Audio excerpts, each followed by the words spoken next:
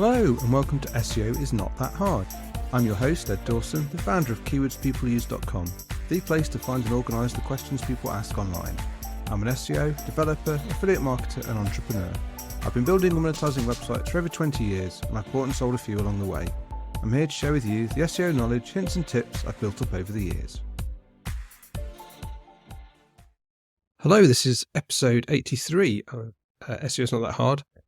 And in this episode, I'm going to talk about why you should ask your customers for feedback. Now, I know a few episodes ago, I talked about trying to get views from your customers about your website for the purposes of social proof and promotion. This is slightly different. This is where we're actually trying to get real, honest feedback from customers to find out what we can learn about our site, the things that we might not be doing so well, the suggestions for ways we might improve. Now, this is today. The reason I'm talking about this today is because I've just got off a demo call, an onboarding call with one of our paid customers. And their question was, they want to know how to get the most out of keywords people use and how to use it best with their clients and on their own websites. So these calls, when I do them, are fascinating because it lets me not just sort of have a one way where I just said, this is how you should do it. It actually helps me see the questions that somebody has about how they might use the site. And then also lets me discover the kind of things that they want to do with the site that we don't do. So for example, we were discussing the process to get the most out of keywords people use, which is you start by having seed keywords that you put in, you do some searches, you gather some questions. People also ask on Google to complete and all the various keyword searches that we can do, how you save those keywords into lists, onto keyword lists that we provide, and then how you can take those keywords that you found and then cluster them. And as part of the clustering process, that's where we individually query Google for every one of the keywords that you want to cluster. And we look to see which keywords have URL results in common. This allows us to find all those keywords that cluster together because they have similar results on Google when you search for them. So this shows us these are all keywords that could be answered by the same piece of content or the same related pieces of content. So that builds our clusters. Now, once this clustering process is done, we create a beautiful visualization. If you've not seen what one looks like, I would say look on Twitter. I've been posting some animated GIFs of these visualizations recently.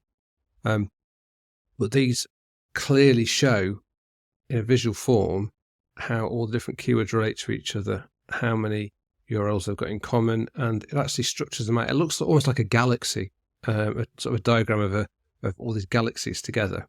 And you can zoom in on each galaxy, which is each cluster, and then you can see all the keywords in there. Now we obviously also have this ability to download the clusters as a CSV format and see them just as text representations.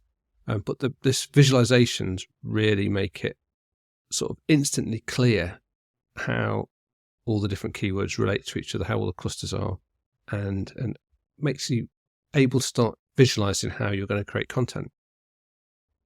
And the customer I was speaking with, they said, "Oh, how can I share this with my clients?" And that was like an instant, well, you can't at the moment. Obviously, you could do screenshots. You can share them keyword lists by downloading. You can download CSVs of just the cluster keywords. But the real power and the real thing that would be great for sharing with a client, I can completely see is in the cluster visualizations. So that's an immediate new feature as far as we're concerned. That's like, wow, hang on. This makes sense. It's not occurred to us as developers and of owners of the product that people might want to share like that. I mean, it's obvious once someone points it out to you, but it just wasn't to us. So that's now immediately gone straight into our backlog as a feature request, and it's something that we will implement. I immediately went back to spoke to our lead developer, and he was like, "Yeah, that's a really good idea." So you can expect that to be in the product soon. But the key thing here that I'm trying to get across is that it's only by talking to customers and getting their honest feedback and running them through your product, that you actually get to find these real nuggets that aren't obvious otherwise. And obviously, we're a SaaS product, software as a service product, so we have customers that pay to use the product on a subscription basis. Now, you may have a website that is, monetized by display ads or affiliate ads, so you don't want to have a direct customer, but that doesn't mean that you shouldn't be trying to get in front of some people who are real users of your site. So when I say customers, you could say users as well. And if you can get in front of people and speak to them and run them through the site and ask them how they might use it, and just listen to see if they bring up things, oh, can I do that? Or how do I do this? Now, you could just, get friends in, get someone you know in and try and run them through the site. One word of warning there, people who know you personally are less likely to give you bad news. So they're less likely to say things that don't work. So you might specifically have to sort of prompt them to say, I really want proper, honest truth. If it's awful, it's awful. Tell me it's awful. If something's missing, it's missing. Tell me it's missing. That's one way of doing it.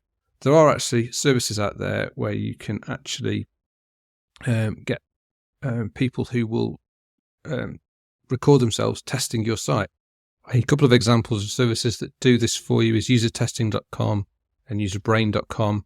With these, you can just go online, set up a test. You put in like the website that you want to be tested and some tasks that you want people to try and attempt. And then you'll get back a bunch of videos of people actually going through your website, talking about what they're trying to do, and you can watch the video of them either achieving or not achieving what it is that you want them to do. Obviously, you have to pay for each of these and the prices vary, but you can get real great feedback from these people because they're not friends and they'll give you honest feedback. But the very best is actually to get hold of someone where you can have a two-way conversation if possible. Like I said, it's easier if you actually have a product where you have customers who are actually paying you because you've got those contact details of people already. And obviously that's like the gold standard if you can get it. But yeah, you'll never ever get feedback on a product like you will from somebody who is fresh to it and unrelated to you. Like I say, I've come away with just that one example today, but there was a few other things just in showing them how to use the product where I could see that it wasn't clear, and there's things that we can do better to help the sort of the process workflow go through on that. So, but yeah, I would just say whatever you do, if your website you're running, never look at it in isolation. Always look at it in terms of trying to get feedback from as many people as possible, because it will really inform how you develop and grow your site. Before I go, I just wanted to let you know that if you'd like a personal demo of our tools at Keywords People Use, that you can book a free, no obligation, one-on-one video call with me, where I'll show you how we can help you level up your content by finding and answering the questions your audience actually have.